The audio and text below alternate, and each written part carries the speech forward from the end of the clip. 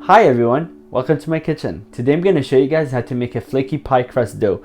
This recipe is so easy and it's so simple. So let me show you what's the ingredients.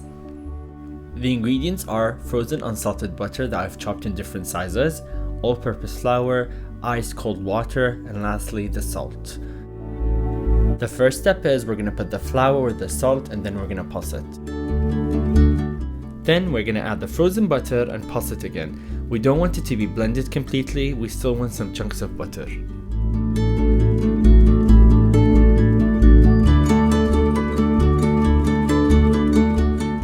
The second step is we're going to add the ice cold water in parts, around a few tablespoons each time we pulse, until you see the dough slightly coming together.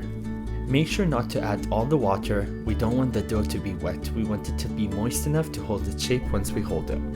The third step is we're going to transfer the dough on a clean surface and form it into one giant circle. Then we're going to cut the dough in half and form into two circles, and we're going to wrap each dough in some cling film. Make sure not to knead the dough because we don't want to form any gluten, otherwise it's going to be hard when we bake it. Lastly, we're going to let the dough rest for 2 hours at least in the fridge and then we could use it. Thank you guys for watching my video. If you like the recipe, please make sure to hit the like button and subscribe to my channel, and let me know what's your favorite pie in the comment section down below.